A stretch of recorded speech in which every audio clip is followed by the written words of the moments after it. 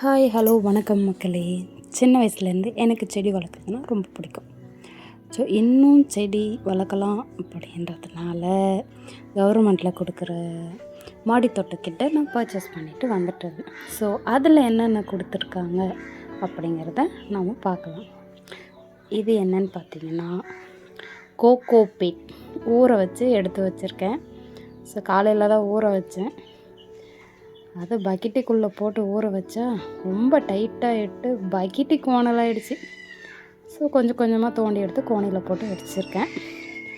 பாருங்கள், அடுத்தது 6 வகையான விதைகள் கொடுத்துருந்தாங்க. அது என்னென்ன விதைன்னு பார்ப்போமா? தக்காளி,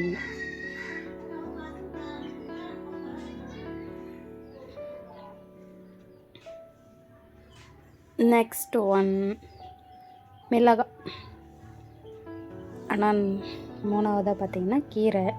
நான் எக்ஸ்பெக்ட் பண்ணது என்னென்னு பார்த்தீங்கன்னா முள்ளங்கி அந்த மாதிரி காய்கறியாக கொடுப்பாங்கன்னு எதிர்பார்த்தேன். அப்புறம் கொத்தவரை, இது கொடியா இல்லை செடியான்னு தெரியல, நட்டு எப்படி வருது பார்ப்போம். வெண்டைக்காய், அப்புறம் கத்திரிக்காய். மொத்தம் 6 விதை கொடுத்துருந்தாங்க. கேட்லாக் கொடுத்துருந்தாங்க. ஸோ அதில் டீட்டெயில்டாக என்னென்ன பண்ணணும், எப்படி நடவு செய்யணுங்கிறது எல்லாமே அதில் கொடுத்துருக்காங்க. பிக்சர் பார்க்கும்போது நல்லதாக இருக்குது. நம்மளது எப்படி வருது பார்ப்போம். அடுத்து உரம், 3 வகையான உரம் கொடுத்துருந்தாங்க. எல்லாம் ஒரு 250 கிராம் இருக்கும்னு நினைக்கிறேன். அவ்வளோதான் கொடுத்துருந்தாங்க. 300 கிராம் இருக்குது.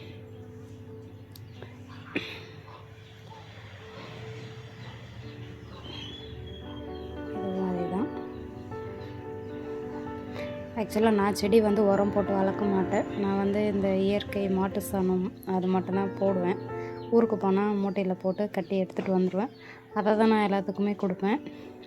இது வரைக்கும் வீட்டில் இருக்க செடியெல்லாம் நல்லா தான் இருக்குது. இது கொடுத்துருக்காங்க, பார்ப்போம். மண்ணில் கலந்து போட்டு பார்ப்போம் எப்படி வருதுன்னு. இது நீம் ஆயில்.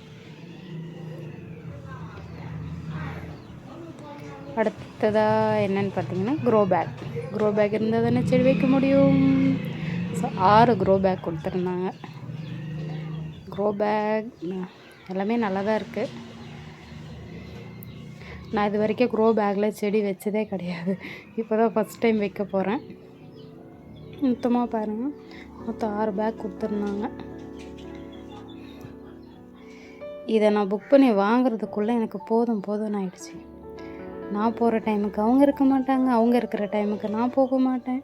இப்படியா மாற்றி டைம் போய் கடைசியாக 1.5 மாதம் கழித்து கடைசியாக ஒரு டைம் கேட்டு பார்ப்போம் அப்படின்னு கால் பண்ணி கேட்டால், நான் இங்கே தான் இருக்கேன் வாங்க அப்படின்னு ஃபஸ்ட் டைமாக அந்த வார்த்தை கேட்டது. குட்டுன்னு ஓடி போயிட்டு வாங்கிட்டு வந்துட்டேன். ஸோ இந்த கிட்டோட ரேட் பார்த்திங்கன்னா 450க்கு இது ஒர்த்தா இல்லையான்னு நீங்கள் சொல்லுங்கள். எனக்கு ஒர்த்தபுளாக தான் தெரிஞ்சது. கோகோ பீட் போட்டும் நான் இது வரைக்கும் செடி வச்சதில்லை. அதுவுமே இப்போ தான் ஃபஸ்ட் டைம் நான் ட்ரை பண்ண போகிறேன். எனக்கு யூஸ்ஃபுல்லாக இருக்கும்னு நினச்சி நான் போய் வாங்கிட்டு வந்தேன். கோகோ பீட் 3 கொடுத்துருந்தாங்க. 1 ஊற வச்சுட்டேன். மொத்தம் 12 கிலோ. Happy gardening. டாட்டா, பாய். நடவு செஞ்சுட்டு அடுத்த வீடியோவில் பார்க்குறேன்.